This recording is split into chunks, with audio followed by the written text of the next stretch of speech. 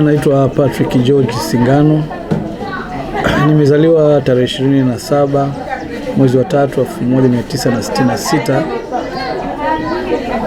Jumapili saa 1 kamili asubuhi katika hospitali ndogo au hospitali ya Katibu, hospitali kubwa Magila, Muheza, Tanga.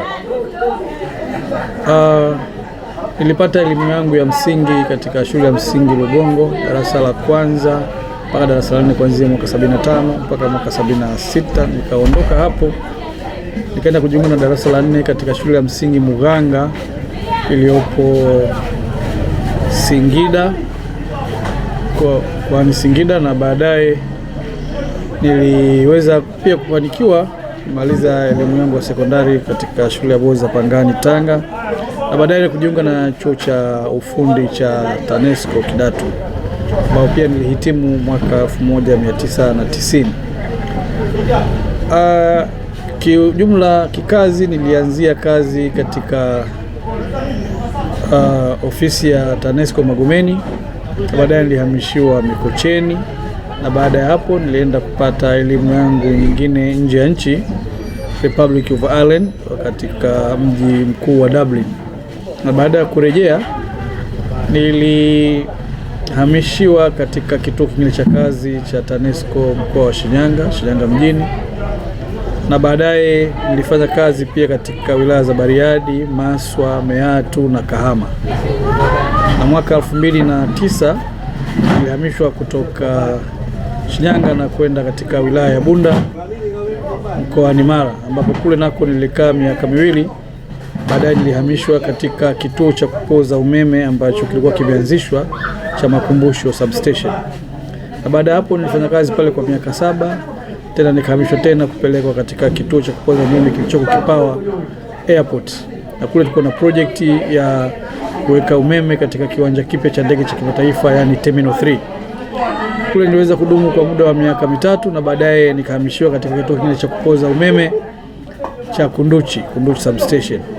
Pale nilikaa miaka 5, na baadaye nikahamishwa tena kupelekwa katika kituo kingine cha Ras Kilomoni, ambacho ndiyo kituo kinachopeleka umeme katika mji ya Unguja. Na mpaka ninapofikisha miaka 60 nilikuwa nikifanya kazi katika kituo hicho cha Ras Kilomoni. Hayo ni maisha yangu ya elimu yangu na kazi zangu. Lakini katika maisha ya kiroho nilibatizwa katika parokia ya Mlingano wilayani Muheza, Tanga, na baadaye nilipata mafundisho yangu ya komunyo ya kwanza katika parokia ya Maramba, nikapata komunyo ya kwanza Maramba, na kipaimara pia nilipatia Maramba. Nilifunga ndoa takatifu tarehe 8 ya mwezi wa 10 1994, na nikapata watoto 4, wa kiume 1 na wa kike 3. Na hivi ninavyozungumza ni kwamba katika maisha yangu ya ndoa, mwaka huu ikifika tarehe 8 mwezi wa 10 nitatimiza miaka 32 ya ndoa na mke wangu. So katika miaka yangu 60 namshukuru sana mke wangu.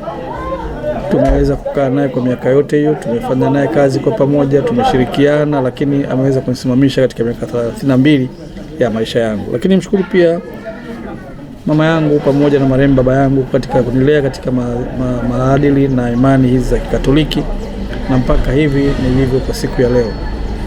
Ninawashukuru pia ndugu zangu, jamaa na marafiki wote ambao tumeshirikiana nao wote katika kunilea katika makuzi haya ya Kikatoliki. Lakini pia sina budi kuwashukuru sana waumini wa parokia Mtakatifu Nicholas Kunduchi, ambapo mpaka sasa nipo, ambapo nimefanya kazi kama katibu wa parokia kwa takriban miaka 10 mpaka tarehe 3 ya mwezi wa 3 2026.